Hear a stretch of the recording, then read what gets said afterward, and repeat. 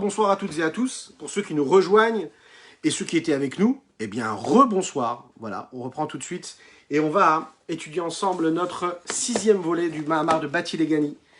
Ce Mahamar Bati Legani qui est très important. Vous savez pourquoi? Parce que c'est la base même du Mahamar sur lesquels le rabbi de Lubavitch, le rabbi Menachem Schneerson, rabbi Menachem Mendel Schneerson, s'est basé pour donner tout son enseignement.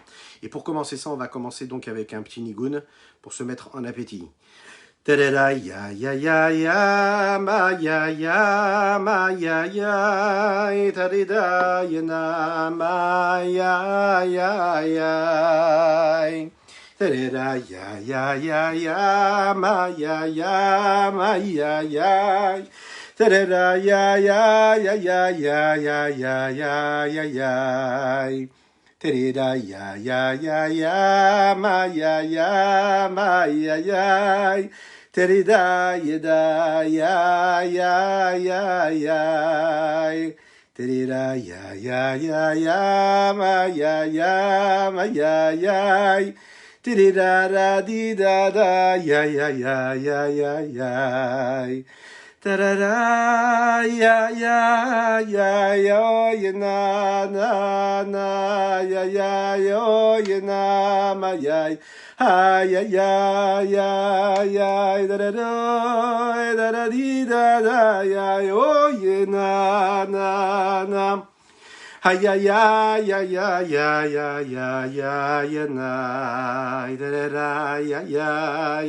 ya Ay ay ay ay ay da da da ya ya na ma ya yo ay ay ay ay ay ay ay ay ay ay da da da ya ya ya ya ti da ma ya ya ma ya Tidida ya ya mo ya ya. Tidida ya ma ya ya. Tidida ya ya. Tidida ya ma ya yo na ma ya yo na ma ya oh ya da di da mo na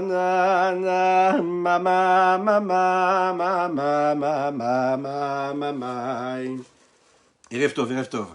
איי, איי, איי, שבוע טוב, איי, איי, איי, איי, איי, איי, איי, תדד, איי, איי, אוי, ינם, איי, איי, איי, איי, איי, איי,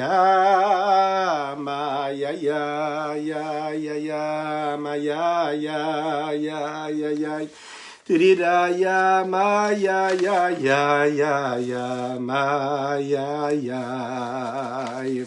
Shavuot Mazal Tov Eliyahu Hanavi Zachor Latov pour ceux qui nous rejoignent.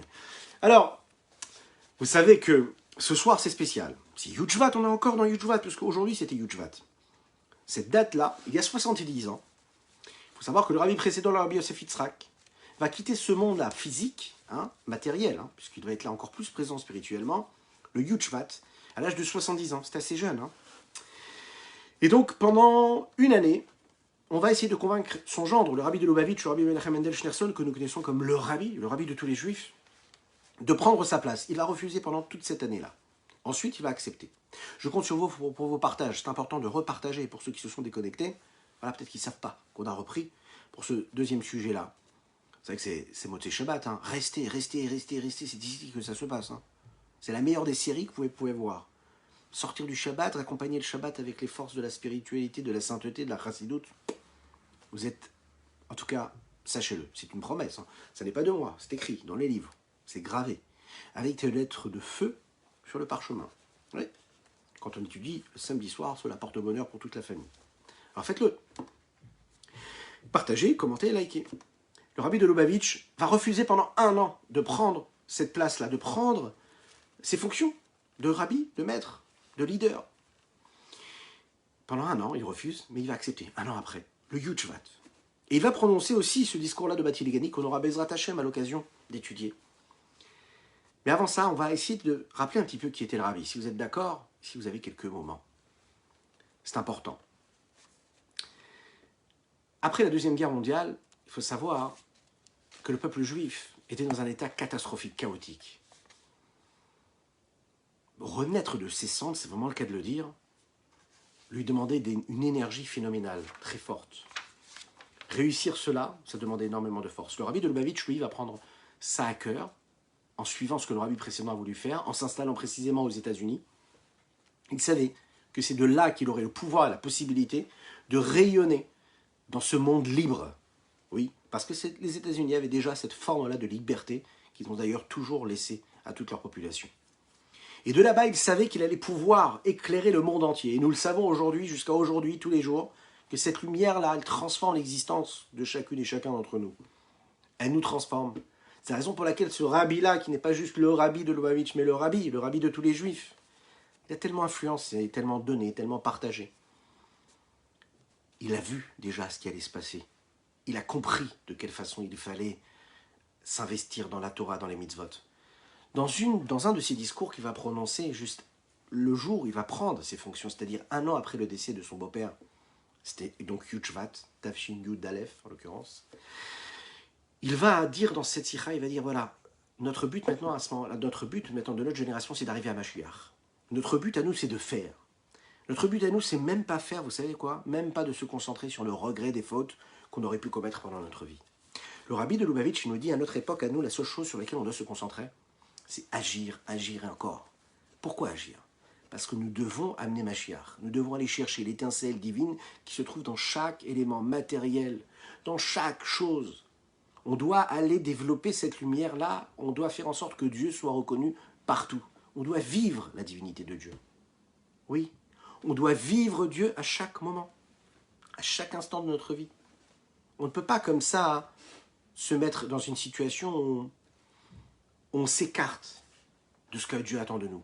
Le rabbi dit que ça devient une urgence. Il va s'installer dans son petit bunker, oui, et dans ce bunker-là du 770 à Croneights, il va diriger tout ce qu'il va diriger, c'est-à-dire le rayonnement de Dieu, de l'humanité tout entière par les lumières de la Torah, par la présence divine, développer, dévoiler ce que Dieu attendait de nous. Une petite histoire du rabbi de Lubavitch, et après on développera ensemble, on rappellera un petit peu de quelle façon le rabbi de Lubavitch a constitué sa façon de faire, et rappeler quelques notions de vie qu'il avait à cœur. On est en Australie lointaine, il y a une petite fille juive que Dieu nous en préserve et non-voyante. Ses parents ont décidé de l'envoyer dans une école spéciale et qui est là pour justement tous ces enfants-là qui n'ont pas la possibilité d'avoir une vie normale, qui ne sont pas voyants. Le problème, c'est que cette école, c'était une école non-juive. Et puis, les enseignements étaient donc des enseignements non-juifs. La directrice va voir les parents, elle leur dit « Nous, on accepte votre fille, même si elle est juive, on l'accepte, il n'y a pas de problème. » Le problème, c'est que ça coûte très très très cher, cette école-là. Et c'était des parents qui étaient modestes. Donc elle leur dit « Voilà, nous, ce qu'on vous propose, c'est que votre fille, si elle est capable et elle accepte de renier sa religion, eh bien, on lui permettra de rentrer dans cette école-là sans qu'elle ait à payer les frais de scolarité. » Ils sont très embêtés. Ils sont très embêtés parce qu'ils n'ont pas d'autre solution pour leur fille. Cette fille-là, en fait, elle se sent très proche de Dieu. Et elle refuse de rentrer dans cette école, mais elle a quand même un petit peu le cœur tiraillé. Elle ne sait pas quoi faire. Elle se dit peut-être que je devrais accepter. Elle décide d'aller à la synagogue et elle va pleurer toutes les larmes de son corps et prier à Dieu afin que Dieu lui envoie un signe du ciel qui vienne l'aider à prendre la décision. Est-ce qu'elle doit garder sa religion ou est-ce qu'elle doit renier sa religion? Tout d'un coup, il y a une personne qui arrive derrière dans la synagogue, qui se présente et qui dit voilà, je suis ici, venu de l'étranger, et ma mission, c'est de trouver des hommes, des juifs qui viendraient, qui seraient des ressortissants d'Égypte, et qui habitent maintenant ici en Australie. Et ma mission, c'est de les aider, de leur apporter de l'aide. Elle regarde comme ça cet homme-là, elle vient juste de terminer sa prière envers Dieu, et là elle se dit, c'est bizarre, c'est un signe. Voilà quelqu'un qui vient aider et qui parle de juifs égyptiens. En effet, ses parents à elle étaient des émigrés égyptiens qui étaient là, en Australie. Donc elle dit, vous êtes le signe, vous êtes la réponse que j'attendais de Dieu. Il lui dit, raconte-moi ton histoire, quelle est l'aide que tu attends? Et là, à ce moment-là, elle lui raconte son problème. Voilà, elle est non-voyante, elle aimerait aller dans une école, on lui demande de se convertir pour cela, de renier en tout cas sa religion.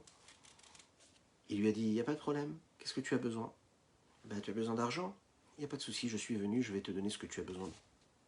Elle lui dit, mais d'où vous savez que j'ai eu besoin d'aide? Comme ça, c'est que vous êtes arrivé ici?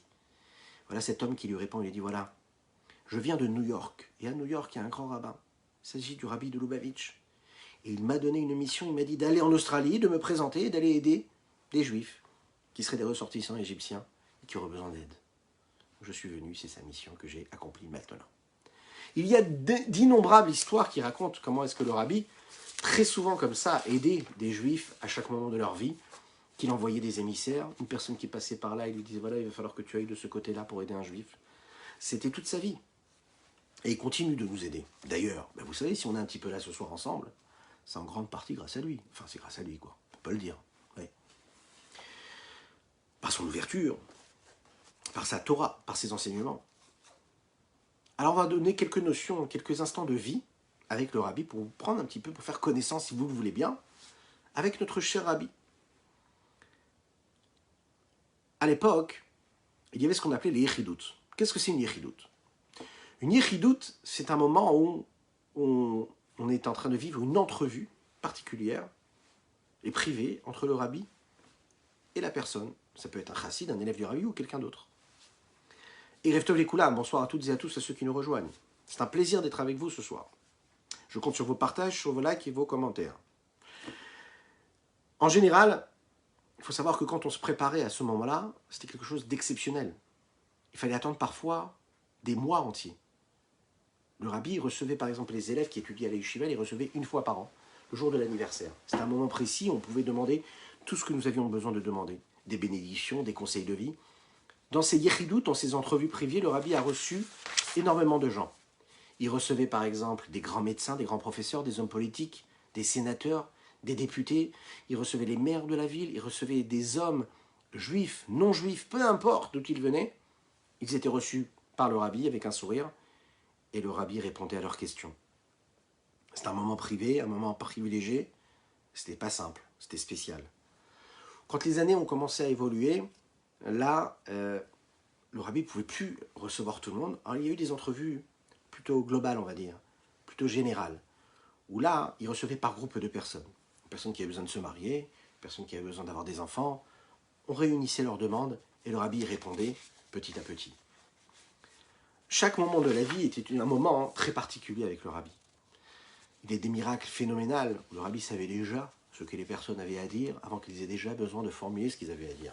Le rabbi répondait avant que l'on puisse poser la question. Au fur et à mesure des années, ces entrevues ne pouvaient plus être possibles. Vous savez que le rabbi recevait 3 jours par semaine. Le dimanche, le mardi et le jeudi. Mais ce n'est pas 3 jours, c'est 3 nuits par semaine. C'est-à-dire que le rabbi ne dormait pas toute la nuit et il recevait une personne après l'autre. Et toute la journée, vous l'imaginez, toute la journée c'était autre chose. Ce qui est très intéressant, c'est que si vous avez des questions par rapport à ça, il vous suffit juste d'aller sur les différentes plateformes pour voir des vidéos. On peut voir le rabbi pendant des heures recevoir des gens, leur répondre à leurs questions. C'est du concret, c'est du réel, et nous en avons les preuves. Il suffit juste d'aller voir. Au fur et à mesure des années, le rabbi il a décidé de donner des dollars. Vous avez sûrement entendu parler de ces fameux dollars du rabbi. Ces dollars du rabbi, c'est des dollars qu'il avait l'habitude de donner le dimanche en général, ou à des moments précis, des moments privilégiés comme avant des fêtes. Ça a démarré en 1984. J'ai dit une bêtise. Ça a démarré pour ce 84e anniversaire. Il a commencé à distribuer un billet d'$1, qu'il donnait en réalité pour qu'on puisse faire la charité. Mais vous l'imaginez bien, quand on recevait $1 du rabbi, la seule chose qu'on avait envie de faire, c'était de le garder, de faire un petit peu de la charité pour notre âme spirituelle.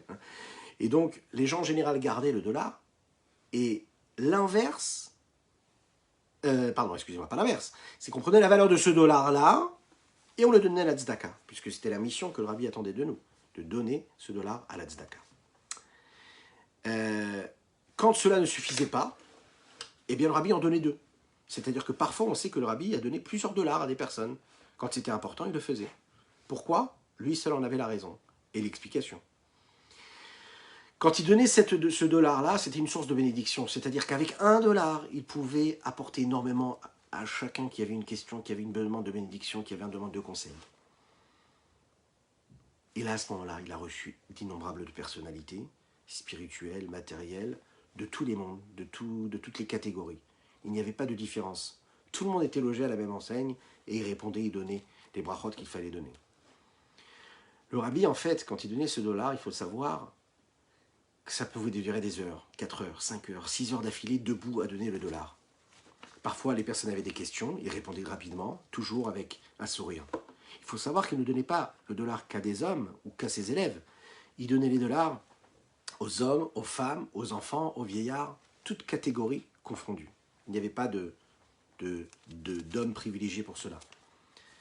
À chaque fois, il répondait à toutes les questions et toutes les interrogations que chacun pouvait avoir. Pendant toutes ces années, le rabbi a donné. Parfois, il donnait autre chose que le dollar. Parfois, il donnait un livre, il distribuait un livre. Parfois, il donnait un texte, un discours qui sortait qui était publié pour une occasion particulière, précise. Parfois, il recevait également aussi, dans ces moments de don de dollars, on voit des vidéos magnifiques où les grands artistes lui offraient leurs œuvres, et puis ceux qui avaient quelque chose à lui offraient à ce moment-là. Il y a même des maires de ville, des maires juifs et non juifs, qui offraient symboliquement la clé de leur ville, comme signe d'honneur et marque de respect qu'ils avaient pour le rabbi. Parfois, le rabbi donnait ce dollar le dimanche, et parfois il le donnait quand c'était un jour de fête, quand c'était des jours du calendrier chassidique assez importantes. Il y a aussi également autre chose dont j'aimerais vous parler, ce sont les lettres. Les lettres auxquelles le rabbi répondait, ce qu'on appelait les Igrot Kodesh. Qu'est-ce que c'est les Igrot Kodesh? Les Igrot Kodesh, ce sont les lettres que les gens envoyaient du monde entier, dans lesquelles ils posaient des questions au rabbi. Vous avez des lettres où vous avez par exemple plusieurs petits, comment on pourrait appeler ça? Vous avez des explications sur 2-3 pages. Ça peut démarrer, c'est chapitré par toutes les lettres de l'alphabet. A, B, C, D, E, F, G, H, I, J, K, L. C'est exceptionnel. Et le rabbi répond point par point aux questions qu'on va lui poser. Ça peut être des questions scientifiques, des questions médicales, ça peut être des questions de Torah. Il conversait avec tous les sages de toute la génération, toutes tendances confondues. Des intellectuels, des philosophes, des médecins, des chercheurs, des scientifiques. Il répondait à tout le monde, mais il répondait aussi à des petits-enfants. On tombe sur des lettres où il répond gentiment, calmement, posément, avec la plus grande simplicité du monde, la plus grande gentillesse à des enfants qui avaient des questions simples. Comment me comporter? Je ne suis pas assez heureux, j'ai un peu trop de tristesse, j'aimerais être joyeux, ça se passe pas bien avec moi, avec mes amis à l'école. Comment me comporter avec mes parents? Comment me comporter avec mes enfants? À des jeunes filles, à des jeunes hommes qui cherchaient à se marier, qui demandaient conseil. Il avait toujours le mot, il avait toujours l'esprit, il avait toujours ce qu'il fallait donner, la vitalité qu'il fallait donner, le conseil qu'il fallait, le mot qu'il fallait, comme aux grands, comme aux petits. C'est des milliers de lettres que vous pouvez trouver aujourd'hui, magnifiques, qui sont déjà traduits en français. Il y en a des milliers. Et ça continue encore à sortir de nos jours. Jour après jour, il y a des lettres qui sont traduites, qui sont publiées, qui sont récoltées par tous ces magnifiques grands chassidim du rabbi, qui travaillent dur pour cela, pour nous faire profiter de cette connaissance. Qu'est-ce que je dis? Connaissance, c'est une forme de limite de dire connaissance, mais de tout ce qu'il a pu nous donner, qu'il continue à donner tous les jours de notre vie. Le rabbi répondait en général une phrase quand on lui envoyait une lettre. Il disait Azkir à la Tzion. Azkir à la Tzion, ça veut dire j'en ferai mention. Tzion. Il faisait j'en ferai mention au cimetière, sur le tombeau du rabbi Yosef Yitzhak, dont nous célébrons aujourd'hui, la Iloula Yud-Shvat, rabbi Yosef Yitzhak. Le rabbi y allait une fois par semaine, tous les dimanches. Il jeûnait tous les dimanches. Il jeûnait quasiment toute la journée parce qu'en réalité, souvent, avant d'y aller, il allait au mikveh, puis il mangeait un petit peu, il buvait un petit peu quelque chose, puis ensuite il allait au OL, ce qu'on appelait le OL. Là-bas, il allait avec des grands sacs, on peut voir des photos, des vidéos, quand il s'y dirige, avec ces sacs-là, dans ces sacs étaient remplis les milliers de lettres qu'il recevait de la poste tous les matins. Et dans ces lettres, toutes ces demandes qui venaient du monde entier. Il prenait cela, et puis il allait là-bas précisément, pour prier. Et quand il revenait là, il donnait le dollar, ce fameux dimanche, et ces fameux dollars qu'il avait l'habitude de donner. Il avait l'habitude d'aller pas seulement dimanche, au L, même avant les fêtes, par exemple.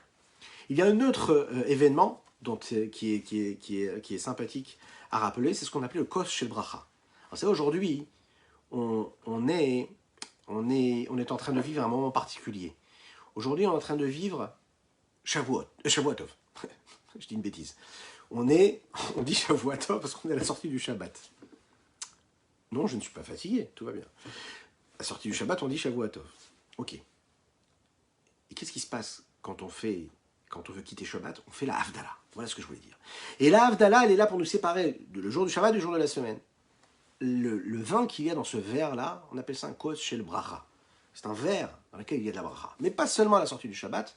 Quand il y a une grande occasion, on appelle ça aussi kos shel bracha. Ce verre dans lequel on met du vin et qu'on fait une bénédiction dessus, c'est appelé le verre de la bericha, de la bénédiction.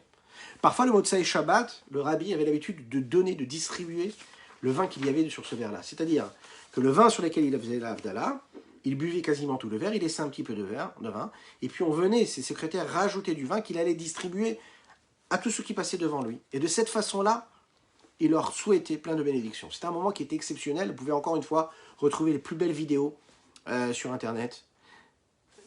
Pendant ce moment-là, tous les chassidim, des milliers d'élèves du rabbi qui étaient là présents, ou même des gens qui venaient justement pour aller voir le rabbi, qui chantaient, qui dansaient pendant ce moment-là, et on voit dans les vidéos comment le rabbi bouge avec ses mains comme ça, c'est un signe que vous connaissez tous, et toutes, je le sais, pour encourager la joie. Et là, chacun passait et chacun recevait une petite goutte de ce verre de vin de bénédiction du rabbi de Lubavitch. Ce verre-là était rempli, et encore rempli, et encore rempli. On peut voir dans les vidéos, dans les photos, comment la nappe qui supportait ce verre-là était inondée et débordée de bénédictions de ce vin-là qui coulait à flot ces jours-là. Cela pouvait durer des heures, pendant ce moment-là où le rabbi donnait. C'était aussi à la sortie des fêtes, hein, précisément, après Pessah, après Shavuot, après Rosh Hashanah, après Simchat Torah, quand il faisait déjà très très nuit et très sombre dans les rues, il donnait à tout le monde. Là, c'était très intéressant de voir, on peut le voir dans la vidéo, ce qui est magnifique, c'est un moment de communion. Les papas venaient avec leurs enfants, des petits bébés, des petits nourrissons, les voir recevoir comme ça une petite goutte de vin. Vous savez ce qu'ils faisaient les chassidim, mais jusqu'à aujourd'hui, vous avez des gens, des élèves du rabbi, qui ont encore un petit peu de ce vin. Qu'est-ce qu'ils faisaient avec ce vin? Vous croyez qu'ils le buvaient tout de suite? Ils prenaient le vin et le gardaient. Et ensuite, ils le mélangeaient à du vin. Et jusqu'à aujourd'hui, vous avez des gens qui mélangent des bouteilles qui ont été mélangées, qui ont touché une petite goutte de ce vin-là qu'ils ont reçu il y a plus de 20 ans ou 30 ans du rabbi de Lubavitch. C'est un vin qui est béni et qui continue d'exister. Et qui se passe, et qui est un vin de bénédiction. Il y a des gens qui ont vécu jusqu'à aujourd'hui des choses magnifiques, des très belles bénédictions dans leur vie, grâce à ce vin-là qui provient du Kos Shel Bracha, qui est appelé le Kos Shel Bracha. Il y avait autre chose que le rabbi donnait, c'est ce qu'on appelle le lekar. Qu'est-ce que c'est le lekar? Il donnait le dollar, il distribuait le Kos Shel Bracha, ce verre de vin, mais aussi il distribuait du lekar. Le lekar, c'est un gâteau au miel, un très bon gâteau au miel. Vous aimez le gâteau au miel? Génial. Bon, ben, le gâteau au miel qu'il distribuait, c'était ce qu'on appelait le lekar en yiddish. Par exemple, précisément, hein, c'était pendant la fête de Rosh Hashanah. Ah, Kippour, pardon, excuse-moi, Kippour. Mais c'est aussi la veille de Hoshana Rabbah que le rabbi de Lubavitch distribuait ça. La veille de Kippour, on a l'habitude, en réalité, d'aller demander aux responsables de la synagogue de nous donner un petit morceau de gâteau. Quelle est cette coutume? La coutume, c'est que si on demande un morceau de gâteau la veille de Kippour, toute l'année, on n'aura pas besoin de demander quoi que ce soit à personne, si ce n'est à Dieu. Le rabbi de Lubavitch donnait donc à tous ceux qui passaient devant lui ce petit morceau, dans lequel, et quand il donnait ce petit morceau la veille de Kippour, il prononçait la phrase de Lishana Tovom Tuka pour une année bonne et douce. Il faisait pareil la veille de Hoshana Rabbah. Il y avait des milliers de personnes qui venaient pour recevoir ce petit morceau de gâteau, et qui aussi a perduré ce petit gâteau-là, puisqu'en fait, les personnes gardaient toutes les miettes de ce petit gâteau-là, et qu'ils ensuite mettaient dans la pâte du cake qu'ils étaient capables, ou du gâteau qu'ils étaient capables de faire, à la base de cette petite miette-là, qui était mélangée, et puis partager à d'autres personnes. Et il y en a, j'en suis sûr encore aujourd'hui, qui ont du gâteau au miel, du lekar, qui est inspiré, qui est influencé, qui est imprégné de la bénédiction du rabbi, et ça c'est magnifique. Une autre notion qui était très importante à l'époque du rabbi, que le rabbi a beaucoup investi d'énergie pour cela, c'est ce qu'on appelle les kinousim. Kinousim, le kinousim des enfants. Qu'est-ce que c'est un kinous? On a eu l'occasion, Baruch Hashem, et le mérite de pouvoir y participer, et on aura l'occasion de continuer à le faire, Bezrat Hashem. Les Kinousim, c'est un grand rassemblement des enfants. Le rabbi aimait beaucoup les enfants, il voulait que les enfants, il savait que c'était les garants de ce peuple juif, il savait que ceux qui avaient l'énergie d'aller pousser encore plus fort et plus loin tout ce que lui voulait faire sur cette terre-là, dans ce monde-là. Apporter du bien, apporter de la lumière. Donc il réunissait à des périodes et pour des occasions, des belles occasions, des grandes occasions du calendrier juif. Tous étaient réunis dans le 770, dans cette grande salle. Il y avait les garçons et les filles, tous ceux qui étaient en bas de l'âge de la bar mitzvah ou de la bat mitzvah, donc moins de 12 ans pour les filles et moins de 13 ans pour les garçons. Tous étaient dirigés par ce qu'on appelait des moniteurs, des monitrices. Et puis, sur place, le rabbi disait une petite sikha, un petit discours qui concernait les enfants, il le disait en yiddish. Mais il y avait le présentateur qui, ensuite, traduisait en anglais. Ensuite, on disait les psukim, vous avez dû entendre les enfants déjà chanter les psukim. Chacun répétait ces versets-là. Tout le monde chantait, c'était un moment très très joyeux. Et on sait que le rabbi, pendant ces moments-là, souriait énormément avec les enfants. Et il avait une tendresse particulière pour les petits nourrissons qui étaient là, à les regarder, leur sourire et leur donner beaucoup de joie avec le geste que nous connaissons tant. Et puis pour terminer, il y avait ce qu'on appelait les Hitva'adut. Alors si vous avez eu déjà contact avec un mouvement Lubavitch, avec un Bet Chabad, comme on a l'habitude de le dire, ou avec un Chassid Chabad tout simplement, qui vous a déjà invité chez lui à la maison pour faire les Chaim, et pour faire ce qu'on appelle ce Farbrengen, là, qui veut dire en français pour apporter. Farbrengen en yiddish, pour apporter. Pour apporter quoi? Pour s'apporter de l'amour, pour s'apporter du courage, de la force, de l'énergie, du partage, pour s'apporter de la vitalité, pour s'apporter de la lumière, pour partager l'un avec l'autre. Ça, c'est ce qu'on appelle un Hitva'adut. On s'assoit tous ensemble, on n'a pas besoin de grand-chose. On a besoin de deux âmes, deux cœurs juifs qui se parlent l'un avec l'autre. Parfois, on n'a même pas besoin de parler. Parfois, il suffit juste de chanter un petit nigoun et de dire les chaïm sur un petit peu d'alcool, c'est bien aussi, mais aussi sur de l'eau, c'est pareil. Mais l'alcool, c'est bien aussi, parce que ça a quelque chose de particulier. Oui, un peu, pas besoin de plus. Le rabbi n'a jamais demandé de faire trop. Vous savez, le Farmaengen et le Kiddush ont une grande différence. C'est pas pour fâcher qui que ce soit. Mais dans un Farmaengen, le but, c'est pas de remplir le verre et de mettre un quart de boucha. Pas du tout, pas du tout, pas du tout. Les chaïm, ça peut se faire sur un fond de verre. Un fond de verre, ça c'est les chaïm. Le vrai les chaïm, c'est ça. Le vrai les chaïm, c'est pas s'enivrer. Le vrai les chaïm, c'est dire un petit peu comme ça, les chaïm, sur un fond de verre. Et puis, par contre, dire beaucoup plus que ce que l'on boit ou que ce que l'on consomme. Pas besoin de grand chose. Juste partager, partager, partager. Dire ce que nous avons sur le cœur. Relâcher un petit peu le poids qui est posé sur nos épaules. Ça, c'est un Farbrengen unique d'Va'adut. Et le rabbi, pour lui, c'était très important. Vous pouvez voir aujourd'hui, jusqu'à aujourd'hui, sur Internet, sur YouTube, allez-y, sur les différents réseaux, il y a des Farbrengen où le rabbi restait pendant peut-être 5, 6, 7, 8 heures d'affilée à faire cette Hitva'adut. Nous n'avons pas toutes les vidéos parce que parfois, ce Farbrengen, cette Hitva'adut, elle avait lieu le Shabbat. Et des fois, ça pouvait durer des heures, des heures, des heures. On n'en a pas les enregistrements. Par contre, si vous avez la force, il y a des livres, ce qu'on appelle les Torah Menachem, dans lesquels tout a été retranscrit par des grands maîtres, des grands chassidim qui avaient une mémoire phénoménale et qui répétaient mot pour mot ce que le rabbi avait dit. Dès que le Shabbat est terminé, ils prenaient leur petit crayon et ils s'attelaient à la tâche et ils notaient tout ce que le rabbi avait dit, parfois pendant plus de 7 heures, mot pour mot. Et aujourd'hui, on a la possibilité d'étudier ces textes. Il y en a une grande partie aussi qui est traduite en français pour voir un petit peu l'immensité de ces discours-là qui étaient prononcés. Alors, de quoi parler ces discours? De quoi parlait le rabbi pendant ces Hitva'adut, ces Farbrengen? Il y avait différents sujets qui étaient abordés. Parfois, il parlait de la paracha, des commentaires de Rashi, il parlait de Rambam, des Mefarshim, il expliquait un texte de la paracha. Parfois, il parlait de sujets d'actualité, il parlait de l'éducation, beaucoup de l'éducation. Il parlait de ce que c'est vivre en Amérique, vivre comme un Américain, mais comme un Juif américain, ou comme un Juif dans la diaspora. Il parlait, comment ne pas s'assimiler, il parlait de sujets très importants qui lui tenaient à cœur, Eretz Israël, la terre d'Israël. Il parlait des Tzivot Hashem, des enfants, ces soldats qui font partie de cette armée de Dieu. Il donnait des enseignements, comment se comporter, comment travailler, ses traits de caractère. Il donnait énormément d'idées qui nous permettaient de diffuser, de répandre, de diffuser ces chassidoutes-là qu'il nous enseignait. Pendant ce Farbrengen, il y avait autre chose. Une grande part était donnée également aux nigunim. On chantait des nigunim joyeux, des chants joyeux, mais aussi des chants plutôt mélancoliques, mélancolie positive, plutôt des chants qui allaient faire appel à l'introspection de la personne. Introspection, approfondissement, questionnement, recherche, de l'âme. Et il y avait aussi ce qu'on appelle les Mahamarim. Les Mahamarim, ce sont des discours qu'on étudie parfois ensemble, et c'est ce que nous allons étudier juste après. C'est un discours qui est en réalité de la pure chassidoute. On est moins dans ce qui se passe autour de nous, c'est-à-dire dans le monde actuel, mais on est dans ce qui se passe réellement, c'est-à-dire pas ce qui apparaît, mais ce qui est au fond, et qui est la profondeur du monde, la vraie réalité, quoi. Ça, ce sont les Mahamarim, ce qu'on appelle les Mahamarim du Rabbi. C'était un moment où là, on rentrait vraiment dans une autre situation. Tout le monde se taisait, tout le monde était calme, tout le monde se levait pour écouter ce que le Rabbi avait à dire. Cela a été dit en général d'un seul trait. Et là, il se passait quelque chose. C'est-à-dire que le Rabbi pouvait être comme il l'était au moment du Mamar, il ne l'était pas pendant les autres moments. Il y avait quelque chose qui se passait. On le regardait, ça devenait quelqu'un d'autre. En fait, quelque chose reflétait de différent. Pendant le reste du Farmengen, toutes les personnes qui étaient présentes faisaient donc l'Echaim avec un petit verre. Et on peut le voir dans les vidéos également, le Rabbi, souvent, il faisait signe de la tête à ceux qui le regardaient. Et les gens avaient l'habitude de lever comme ça le verre et de dire l'Echaim au Rabbi, et de loin, le Rabbi les regardait.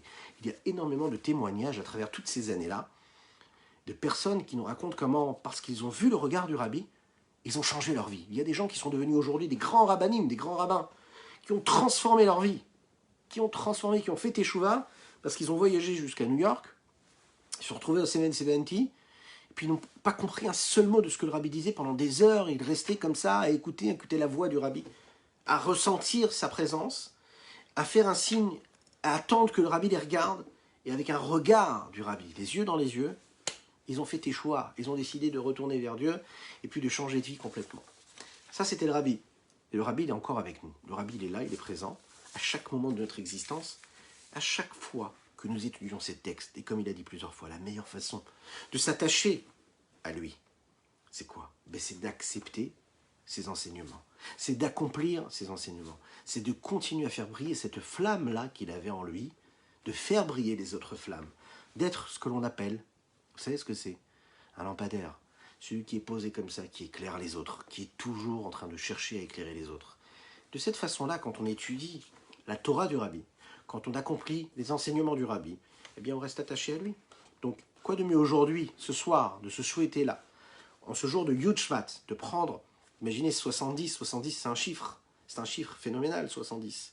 Les 70 ans de sa prise de responsabilité, quand il est devenu vraiment rabbi, le jour où ce rabbi-là est devenu le rabbi de tous les juifs, et qu'il a pris ça comme mission encore plus forte, même s'il l'avait déjà avant, de manière officieuse, de prendre nous aussi les forces, de s'attacher encore plus à ce rabbi. Et comment on peut s'attacher?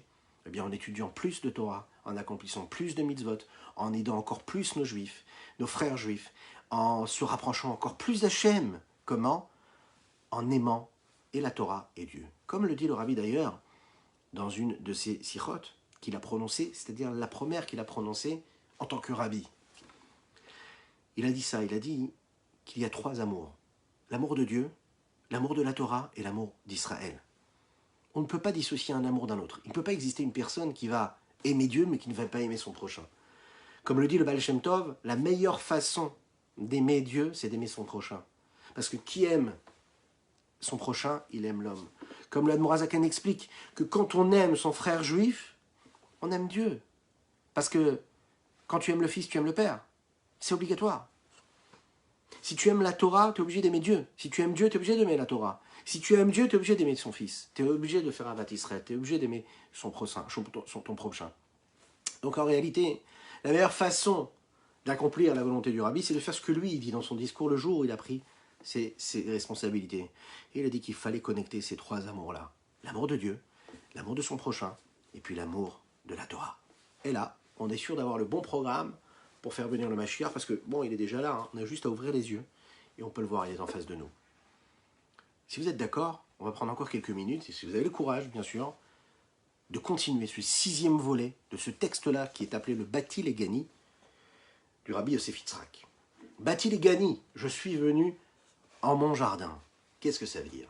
C'est le vaste programme qui est laissé au peuple juif par la Chassidoute. Ce monde-là dans lequel nous vivons, c'est le monde de Dieu. Et Dieu nous invite à venir dans ce monde qui lui appartient. Il nous dit, prenez place, installez-vous. Comment est-ce qu'on peut s'installer? On peut s'installer en prenant conscience de ce dont nous sommes constitués, savoir de notre âme divine. Nous avons parlé de l'âme animale, Et là, nous parlons de l'âme divine ce soir. L'âme divine, c'est de la Elokut, ce qu'on appelle de la divinité pure et simple. C'est l'essence même de la sainteté de Dieu. Comme il est expliqué dans d'autres endroits, bien sûr que l'âme naturelle, c'est-à-dire cette âme-là qui est naturelle, qui est intellectuelle, ça vient bien sûr d'un endroit qui est très très élevé.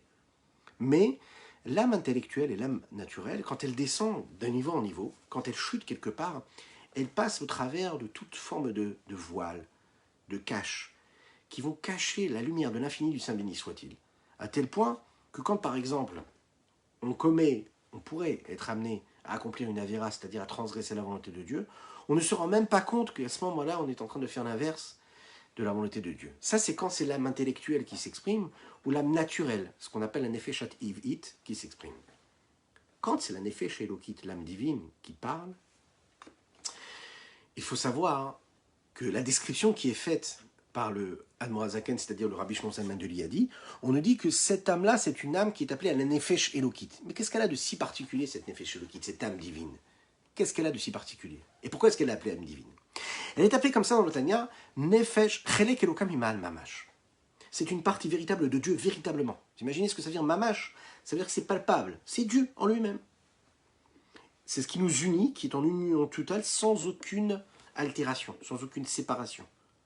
C'est-à-dire que pour l'âme divine, il n'y a aucune possibilité et aucun moyen que le juif fasse une faute. On ne peut pas faire de faute. Parce qu'on sait qu'on est attaché à Dieu, on ne peut pas faire faute. On ne se voit pas faire une faute. C'est impossible. Comment je vais pouvoir faire une faute? La neshama, elle doit être vécue comme l'étincelle divine. Le rabbi, il explique dans un autre endroit que l'âme de chaque juif, c'est l'étincelle divine. Comme il est dit, Bani matam leshem lekechem, Bani matam leshem lekechem, ça veut dire quoi? Vous êtes les enfants de Dieu. Un petit peu comme un fils et un père. Que le père vient de quoi? De l'essence même du père. Le fils vient de l'essence de son père. La même chose. L'âme, c'est l'essence. Ça vient de l'essence de Dieu. C'est une étincelle divine. Le Etzraïm, qui est un texte de base de la Kabbalah, il est dit qu'il y a une petite étincelle qui est appelée le niveau de la divinité, qui vient du niveau le plus bas du Créateur. Cette étincelle-là s'habite dans le potentiel même de l'homme, de sa créature. Qu'est-ce que c'est? C'est une petite âme qui est très très très fine. Cette âme-là, qui a cette énergie très très très très fine, si on peut la décrire comme telle, est appelée le Yechida Shebenefesh. C'est le point essentiel, le point culminant, le point de connexion avec l'infini. Ce Yechida-là est enraciné dans les 4 parties de l'âme qu'il y a dans les autres 4 parties de l'âme. Nous savons que l'âme a 4 niveaux. Nefesh, Ruach, Neshama, Chaya, Yechida. Ces 4 niveaux. Alors, on ne va pas détailler chaque niveau, mais ce qui est sûr et certain, c'est que la Chassidut nous dit, et le Etzraïm ici, nous dit que chaque partie d'âme est imprégnée de cette petite partie de Yechida qui, elle, est complètement connectée avec Dieu. Il faut préciser que l'étincelle du Créateur qui s'habille dans l'étincelle de la créature se fait en une seule étape. Ils deviennent une seule chose. On peut comprendre donc pourquoi est-ce que l'âme divine ne peut accepter rien d'autre que Dieu, puisqu'elle touche ce qu'il y a d'infini, puisqu'elle est de l'infini, c'est une forme d'infini, elle ne peut accepter rien d'autre que Dieu. D'ailleurs, c'est intéressant ce parallèle, on sait que le rabbi de Lubavitch, dans cette fameuse sikha qu'il va prononcer l'année où il va prendre ce leadership-là, il va dire ces mots-là, il va rappeler ce principe-là. Que Dieu, quand on prend un petit peu, eh bien, on prend tout. C'est-à-dire que comme dans tout, quand on saisit une partie d'un vêtement, eh bien, on prend tout le vêtement. À Kadosh Baruch Hu, c'est pareil. Quand on touche un petit peu, quand on réussit à saisir un petit peu de Dieu, on a tout Dieu. Quand dans l'homme, on nous dit qu'il y a cette étincelle divine, d'accord? Qu'il y a cette partie qui est Dieu lui-même, si on a un petit peu, on a tout. Donc on est complètement imprégné de cette présence divine. Cette situation-là que nous vivons chacune et chacun, fait que, de manière naturelle, on ne peut jamais, on peut pas, c'est pas qu'on ne peut jamais, c'est qu'on ne peut pas se séparer de Dieu.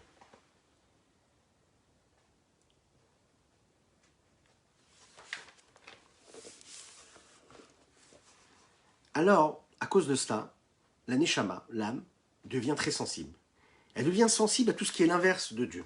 L'âme divine, elle devient sensible à tout ce qui est l'inverse de ce que Dieu ne veut pas et tout ce que Dieu veut.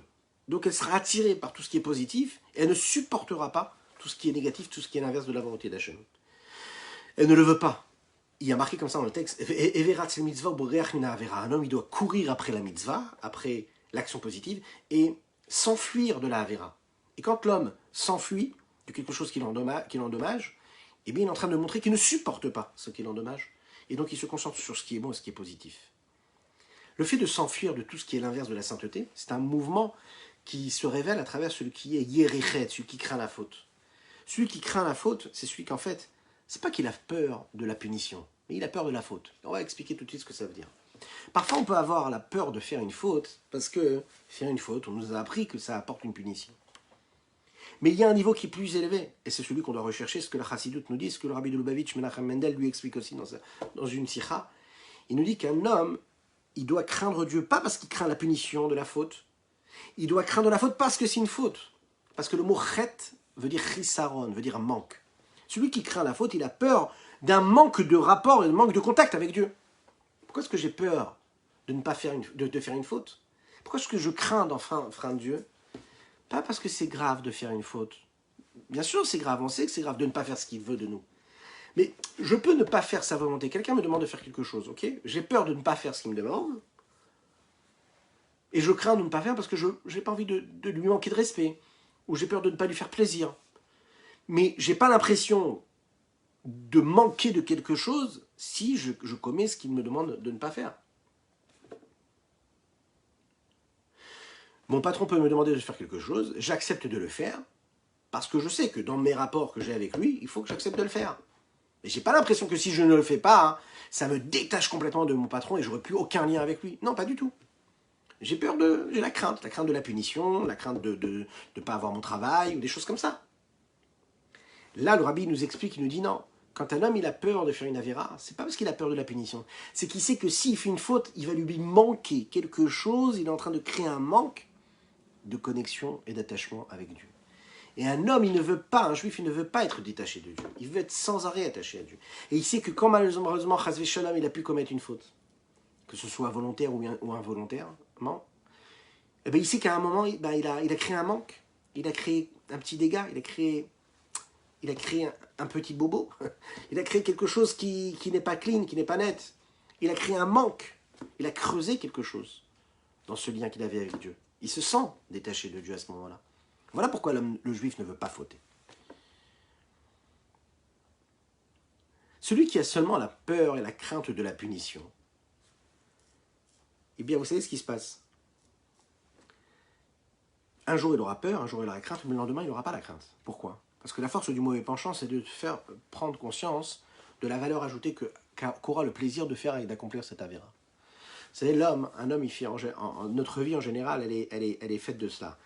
On cherche ou à ne pas avoir peur, on cherche ou à se faire du bien, ou s'écarter des choses qui lui font du mal.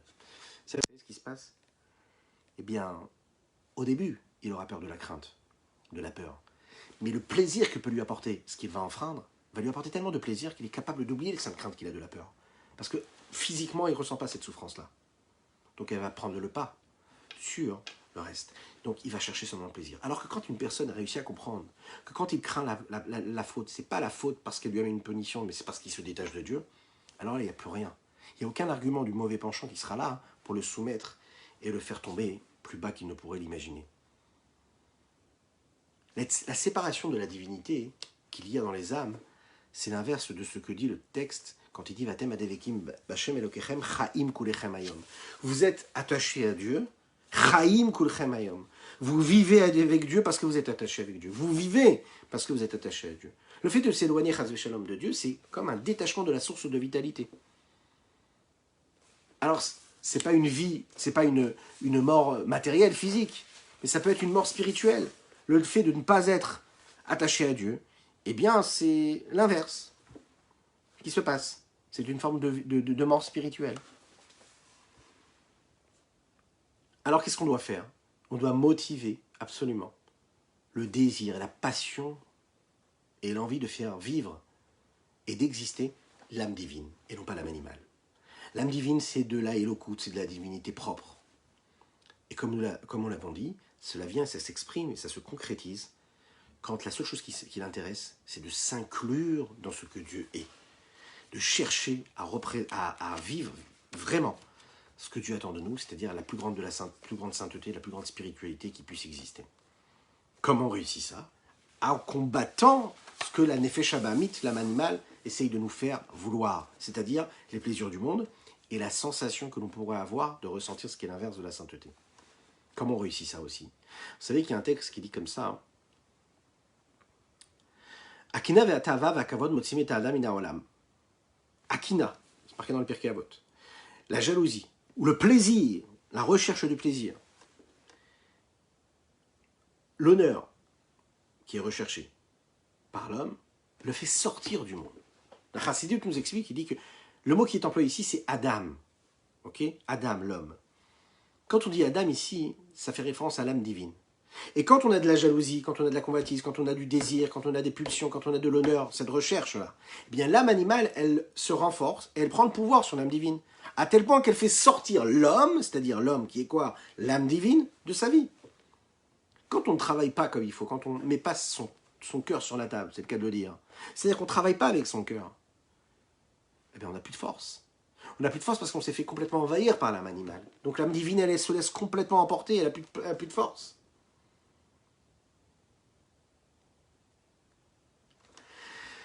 L'amour pour les sujets du monde, le fait d'être complètement obsédé, d'être toujours obsédé par ce que le monde peut m'apporter dans ses plaisirs, de ce qu'il a à m'apporter de magnifique parfois, hein, de beau, de joli, d'intéressant, de jouissif, me fait écarter de l'amour de Dieu.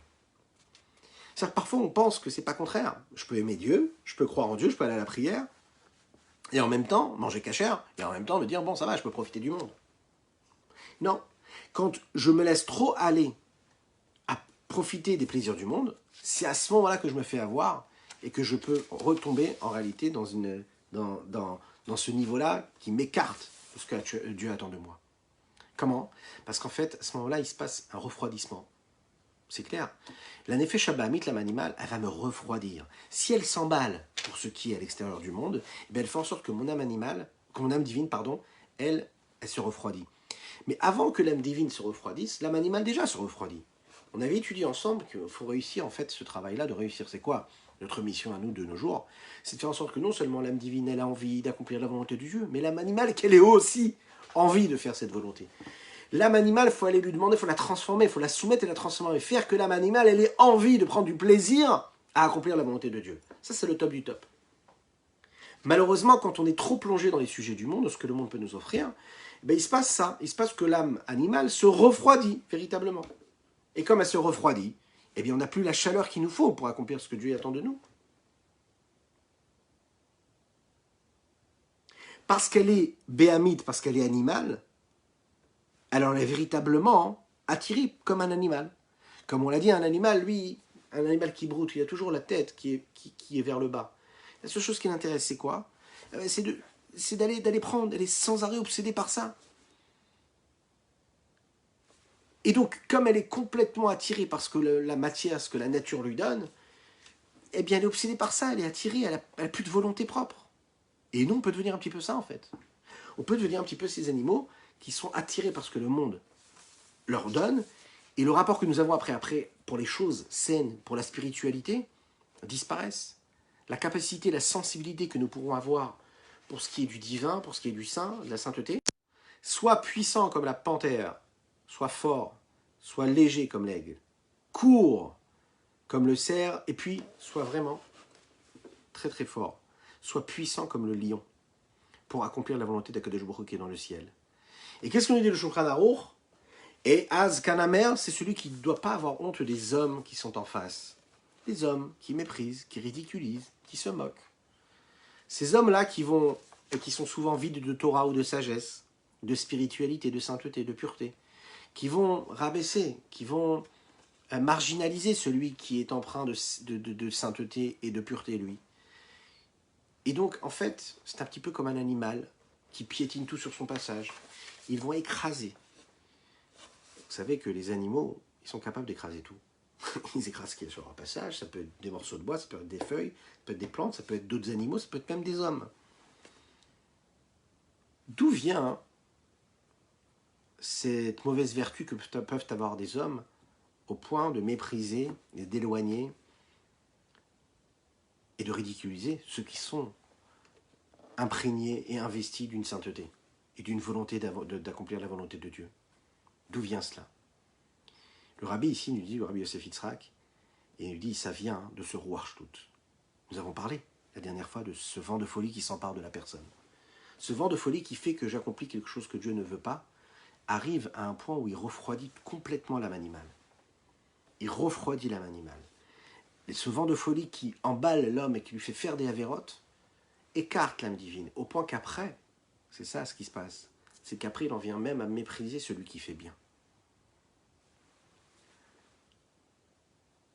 Ce qu'il faut se rappeler, c'est que le danger qu'il y a dans ce qui est froid, c'est qu'on sait que comme dans le physique, dans la bonne santé, une personne qui ressent la froideur extérieure et le froid extérieur, ça peut avoir des dégâts considérables sur la santé d'une personne. Le froid, ça refroidit le corps. Et ça refroidit, ça crée des dégâts qui seront même intérieurs. Spirituellement, c'est pareil. Si on se laisse refroidir parce qu'on a donné trop de chaleur que nous avions pour les autres éléments du monde et qu'on a gardé la froideur pour les éléments de la sainteté, pour notre vie saine, notre connexion avec Dieu à travers la Torah et la mitzvot, eh bien on se refroidit. On se refroidit, plus on se refroidit, et plus on peut se laisser emparer de ce vent de folie qui nous détache de ce qu'Akadosh Baruch Hu attend de nous, à savoir d'accomplir les mitzvot. Un juif, ça doit être quelqu'un de chaud. Un juif, il doit sentir la vitalité. Quand on croise un juif, on doit voir en lui. Et lui doit se voir quand il se lève le matin. Il doit ressentir une vitalité, une chaleur. Il doit savoir que cette vitalité qui est en lui à travers le sang qui coule dans ses veines, c'est quoi? C'est cette volonté d'accomplir la volonté de Dieu.